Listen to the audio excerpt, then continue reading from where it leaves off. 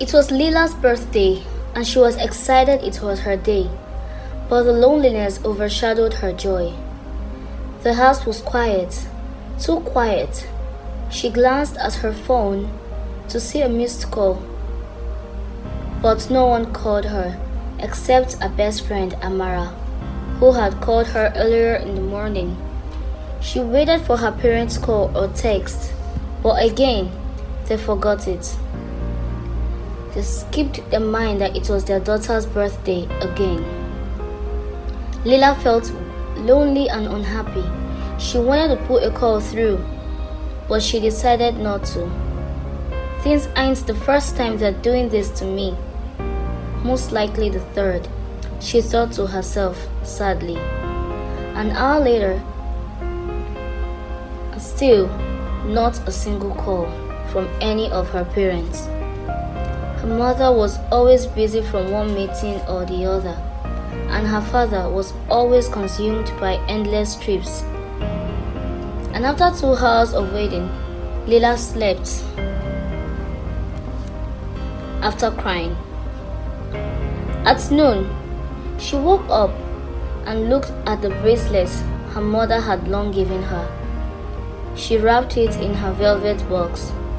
No doubt it was expensive and beautiful, she thought to herself, but it was hollow. It's always the same lavished gifts with no warmth, no laughter over birthday candles, no hugs, no kisses, no one asking her how her day went.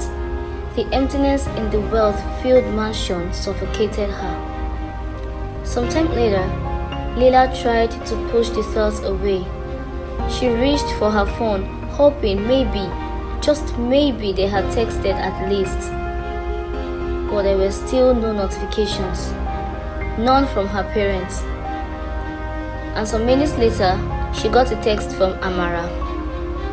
"Happy birthday once again, beautiful. Why don't you come over? My mom and I have a surprise for you." And at that point, Lila's heart warmed. Amara and her mother, Mrs. Evans, were like family to her. They were everything her parents weren't to her. Mrs. Evans had always treated Lila like a second daughter. She had always listened to her and cared for her. So immediately, she texted back and made her way out of her house without a second thought. When she arrived there, she knocked and opened the door, only to meet Amara and her mother, who had prepared a big cake and delicious meal for her. "Surprise!" they both shouted and dragged Lila in. The house was warm.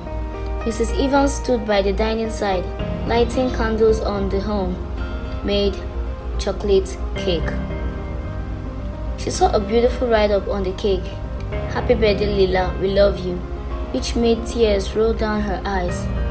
"You didn't have to do all of this," Lila whispered, her voice cracking in joy she could not express as Mrs. Evans hugged her.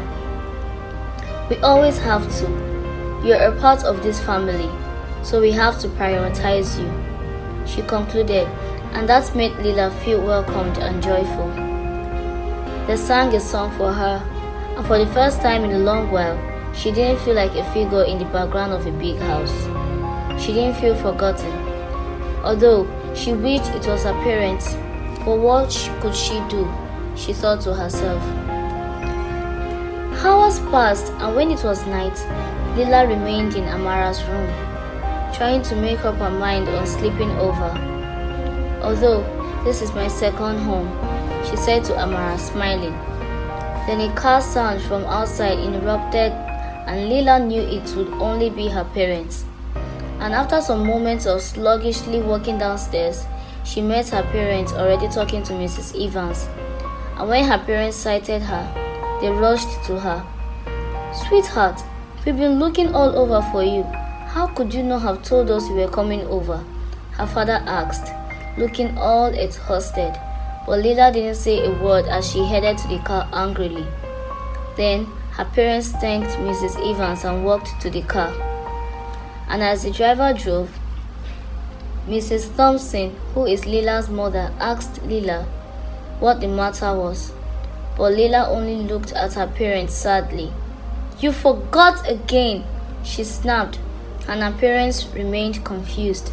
"You literally forgot what today was," she said in a cold tone, and that was when her parents realized that they had broken their promise on remembering her birthday this year.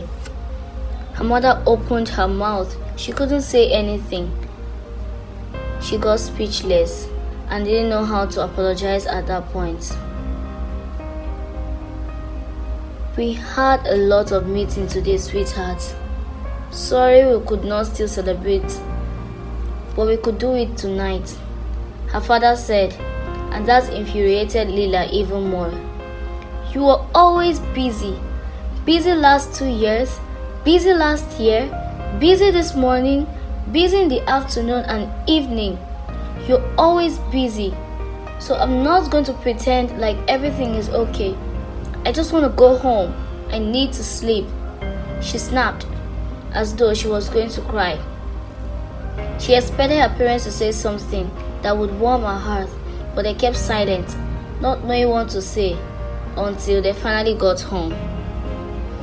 When they got to the living room, Lila made her way upstairs to her room, hoping her parents would say something to make her walk down to them. But all they said was, "We are really exhausted, darling. We'll get you some more gifts tomorrow. Good night, we love you," they said. And when Lila got to her room, she cried profusely until she slept off.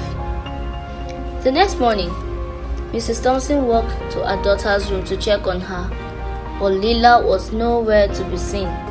She rushed downstairs and checked for her everywhere, but she didn't find her. Then she went to report the matter to her husband, and immediately they made their way to Mrs. Evans' house after calling to confirm that she was there. Some minutes later, they arrived there. "Lila, why did you leave the house without our consent?" her father asked her, almost angry. But Lila didn't give any response. Then he continued, "Sweetheart, we are on our way to get you more gifts. Don't you want that?" he asked. But Lila interrupted him. "Gifts, gifts, gifts. That's all you ever give to me. You've given me all I could ever want. But I don't need things. Those are wants, not needs. What I need is," she said, crying, "what I need is you. But you're never available for me. So I'm staying. I'm staying with the ones who cares. Leave me alone and get all busy," she said as she ran upstairs to Amara's room and bolted the door immediately, wanting to be alone. And at that point, her parents realized they are wrong. But they knew their daughter needed some space at the moment, so they left sadly and made their way home, thinking of their daughter and how to become better parents for her.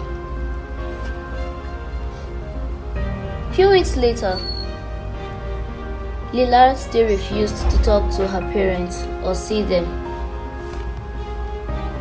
They got bothered and missed their daughter profusely, but they couldn't feel her presence because every day when they dropped by, she would refuse to go downstairs. And after 2 weeks, her parents began to panic. They became sick and wanted their daughter so bad. They stopped getting all busy, and their daughter was all that mattered to them. Every day, they would write her a letter telling her how much they love her. And after 1 month, she decided to go home to meet her parents, whom she had forgiven. She alighted from the car and rushed to their room to meet them. And when she got there, she saw them talking. When they saw her, they cried out in joy and hugged her. "I miss you both," she said, and they hugged her tightly. She told them how she thought about them every single second, and they carried her and hugged her again, making her feel like a queen.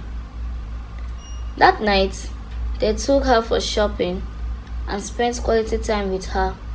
And on her 17th birthday, they took her to a trip to Australia, where Leela had always wished to visit, and she had the best moment of her life with her parents. "I love you both," she whispered.